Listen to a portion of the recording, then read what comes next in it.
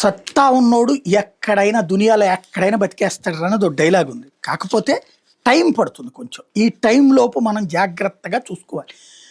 ఏమి ఆశ పెట్టుకోకుండా అన్ని ప్రయత్నాలు చేస్తున్నప్పుడు ఇంత దొరికినా ఇంత ప్రయోజనం అవుతుంది. అది గుర్తుపెట్టుకోవాల్సినటువంటి వ్యవహారం.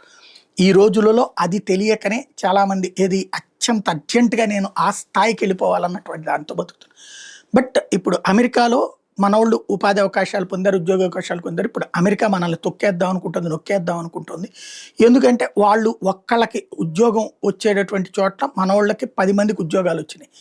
కానీ ఇప్పుడు వాళ్ళు ఎట్లా ఏడుస్తున్నారు అంటే, వాడు ఒక్కడు చేసే పనిని మనం 10 మందిని చేస్తున్నామా? కాదు. మన 10 మంది 100 మంది పని చేస్తున్నాం. వాడు ఒక్కడు ఆ జీతం తింటున్నాడు. ఇది వాస్తవం. బట్ వాళ్ళు మోసం చేస్తారు ప్రజలు. వాళ్ళేం లెక్క కడుతున్నారు, వాళ్ళ ప్రజలకు ఎట్టా మోసం చేస్తున్నారు. ఒక ఇండియన్ అమెరికాకు వస్తే 3 ఉద్యోగాలు చేస్తున్నాడు, తద్వారా మనకి 3 ఉపాధి అవకాశాలు దెబ్బతింటున్నాయి. అది క్యాలిక్యులేట్ చేస్తే 3 బదులు 30 మంది ఉద్యోగాలు పోయినట్టు అనమాట.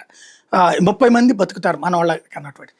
ఇది ఏ లెక్కక ఆ లెక్కే ఉంటుంది. బట్ అమెరికాకి సంబంధించినటువంటి ఈ ఒత్తిళ్ళని అధిగమించి ఇప్పుడు మనం ఏం చేస్తున్నాం, పక్కన ఇండియాకి వచ్చేసేయండి అని మన ప్రభుత్వం అడుగుతుంది. స్టార్టప్స్ ఇక్కడ పెట్టుకుని బాగా సక్సెస్ అవ్వండి, ప్రపంచంలో 3వ అతిపెద్ద స్టార్టప్ పరిశ్రమ కింద మారుద్దాం, దేశం కింద మారుద్దామని అడుగుతుంది. సరే, ఇంకా అంత ఎక్కువగా ఫీల్ అయ్యి వచ్చేటటువంటిది లేదు. ఈలోపు జర్మనీ పిలుస్తోంది. H1B వీసా వాళ్ళు ఎవరైతే ఇబ్బంది పడుతుంటారో మా దేశానికి వచ్చేయమంటుంది. కెనడా పిలుస్తుంది మా దేశానికి వచ్చేయమని. ఇప్పుడు జపాన్ పిలుస్తోంది మా దేశానికి వచ్చేయమని. ఎందుకంటే H1B ఇట్ సెల్ఫ్ టెక్నాలజికల్గా హైలీ బ్రెయిన్డ్ పీపుల్ని మాత్రమే ఆ వీసాలు వస్తాయి. అట్లాంటి వాళ్ళని మా దగ్గరికి రండి, మా దగ్గరికి రండి అని ఇప్పుడు పిలిచి తీసుకోవడానికి సిద్ధపడుతున్నాయి వివిధ దేశాలు.